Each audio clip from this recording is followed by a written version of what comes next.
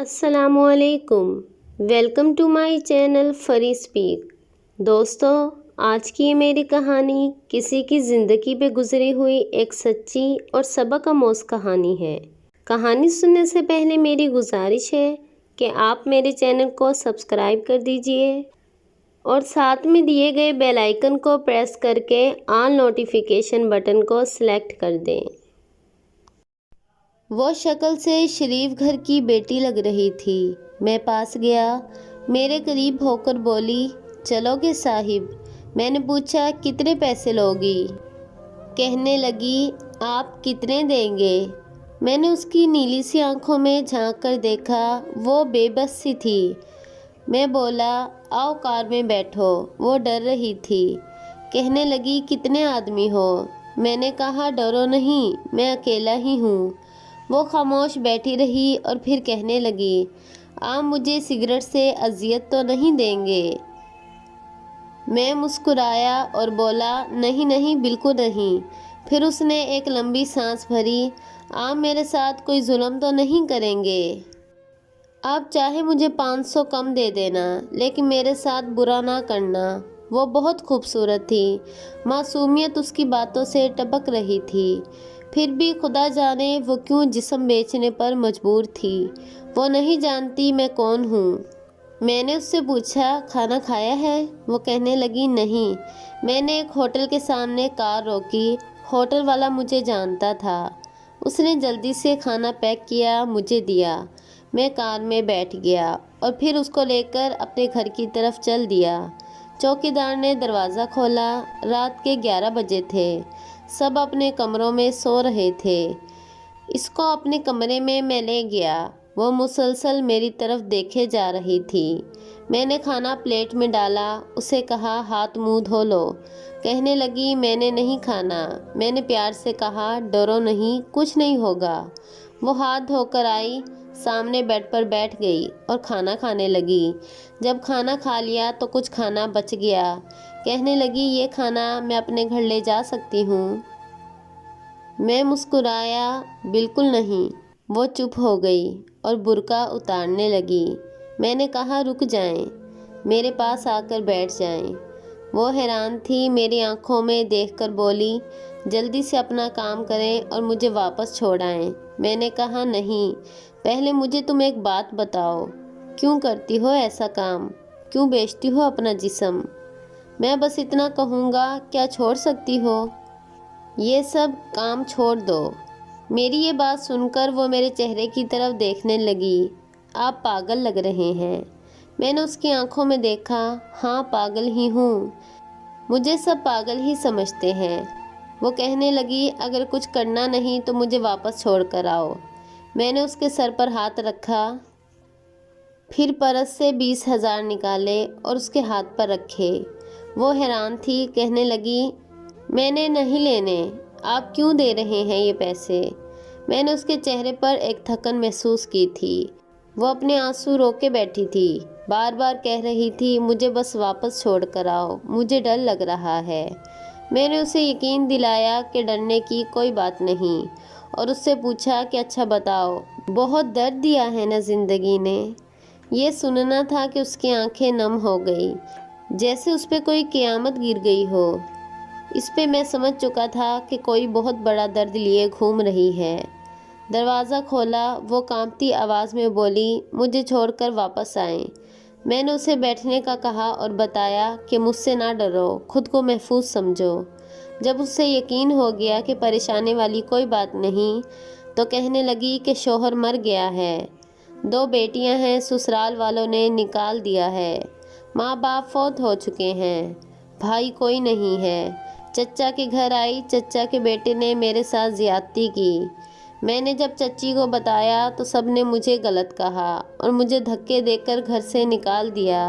دور کے رشتہ دار ایک بڈھے سے میری شادی کروا دی گئی، اس کے جوان بچے تھے، اس کے بچوں نے بھی مجھے ذلیل کیا۔ پھر وہ شوہر بھی فوت ہو گیا۔ بیٹیوں کے لیے در بدر بھٹکنے لگی، نہ چھت تھی نہ روٹی، بھوک اور غربت تھی۔ سڑک پہ کھڑی تھی۔ ایک صاحب آئے، کہنے لگے، 1 گھنٹے کے 5,000 دوں گا۔ نہ چاہتے ہوئے بھی ماں کی ممتا حالات کی ستائی ہوئی کیا کرتی، آخر اس کے ساتھ چل دی۔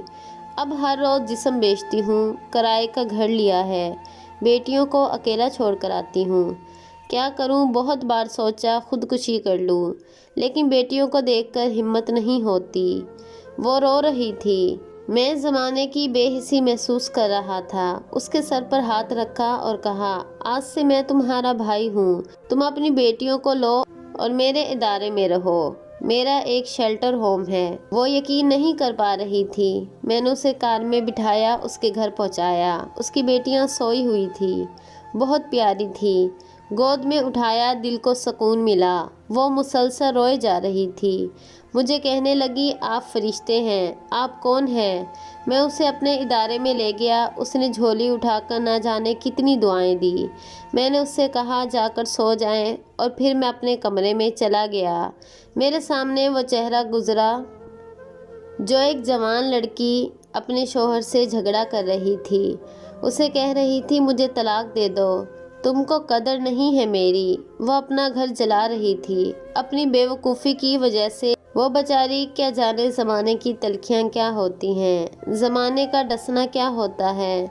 میں بتانا چاہتا ہوں اپنا گھر جان بوجھ کر اجاڑنے والی لڑکیوں کو، طلاق لینا آسان لگتا ہے، لیکن اس کے بعد جینا موت ہے۔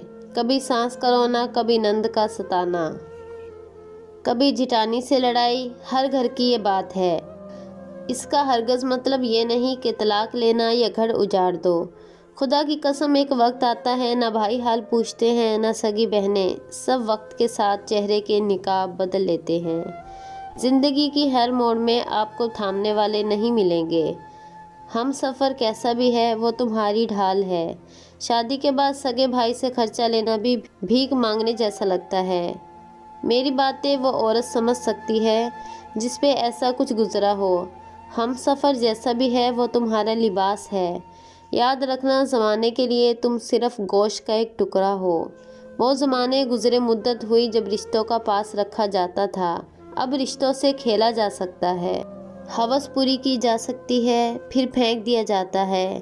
ہاں، قسمت میں لکھا ہم بدل نہیں سکتے، لیکن قسمت خود بھی لکھ سکتے ہیں، صبر، برداشت اور جھک کر۔ نہ جانے کتنی عورتیں صرف اس لیے گھر اجاڑ لیتی ہیں کہ اس کا شوہر ان کو ٹائم نہیں دیتا۔